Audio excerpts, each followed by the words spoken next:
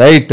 సురేష్ ఏంటి ట్రంప్ ఇగో చైనా పంతం మొత్తానికి ఇద్దరు ఎవరు తగ్గట్లేరు, ఇద్దరు యుద్ధం జరుగుతూ ఉంది. ఆర్థిక యుద్ధం ఎక్కడి దాకా వెళుతుంది?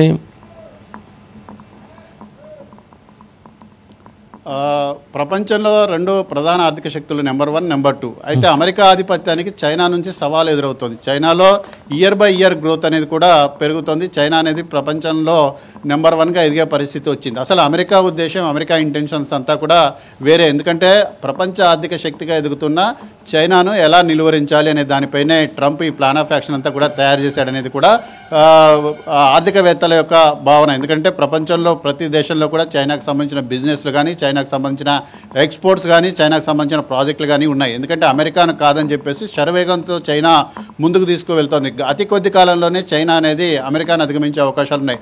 సో చైనాను నిలువరించాలంటే ఈ ఆర్థిక యుద్ధానికి దారి తీయాలి.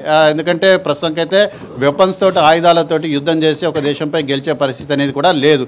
ఉక్రెయిన్ రష్యా వార్లో అదే విషయం స్పష్టమైంది. కాబట్టి చైనాను నిర్వహించాలంటే చైనా ఆర్థిక వ్యవస్థకు గుండెకాయ లాంటి ఎగుమతులను అడ్డుకోవాలి. ఎగుమతులను అడ్డుకోవాలంటే దానికి ట్రంప్ వేసిన ప్లాన్ ఏంటంటే ప్రపంచంలోని మిగిలిన దేశాలన్నిటిపైన ఆంక్షలు విధించారు. దాదాపుగా 180 దేశాల పైగా ఆర్థిక ఆంక్షలంటి, సుంకాలంటి కూడా పెంచుతూ ఆయన నిర్ణయం కూడా తీసుకున్నారు. సో అందులో దాదాపుగా 90 దేశాల వరకు చర్చలకు సిద్ధమంటూ అమెరికా దగ్గరికి వచ్చాయి.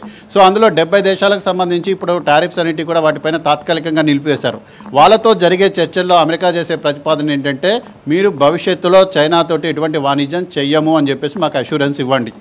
లేదు, రెండొక విషయం ఏంటంటే చైనాకు సంబంధించిన ఎగుమతుల్ని మీ దేశంలోకి ప్రోత్సహించము అని చెప్పేసి మాకు అష్యూరెన్స్ కనుక ఇస్తే మీపై టారిఫ్లు విధించే విషయంలో మేము చూసి చూడనట్టు వ్యవహరిస్తామనేది కూడా అమెరికా యొక్క ప్లాన్ ఆఫ్ యాక్షన్గా కనపడుతోంది. ఎందుకంటే ప్రస్తుతం ప్రపంచంలోని ప్రతి దేశానికి చైనా ఎగుమతులన్నింటి కూడా ఉన్నాయి. చైనా వస్తువులు లేని దేశం అనేది కూడా లేదు. సో చైనా ఆర్థిక వ్యవస్థకు ఎగుమతులన్నింటి కూడా కీలక ఆధారం. సో ఈ ఎగుమతులను కనుక నిలువరించినట్లయితే చైనా యొక్క ఆర్థిక వ్యవస్థను కొంత డిస్టర్బ్ చేయడానికి అవకాశం ఉంటుంది. తద్వారా చైనా ఇబ్బందికరమైన పరిస్థితులు ఎదురవుతుంది. ప్రపంచంలో ఆగ్నేయ ఆసియా దేశాల్లో చాలా దేశాలతో చైనా గొడవలు పెట్టుకుంది. సో ఇప్పుడు అటువంటి దేశాలతోటే చైనా మళ్ళీ స్నేహహస్తాన్ని చాచాల్సిన పరిస్థితి. ఎందుకంటే ఎగ్జాంపుల్ ఇండియా లాంటి దేశాలతో. సో అది సాధ్యమయ్యే అవకాశం లేదు. కాబట్టి చైనాను కార్నర్ చేసేందుకు అమెరికా ఈ టారిఫ్ యుద్ధాలకు తెరదించడం జరిగింది. Right Suresh, right, thank you.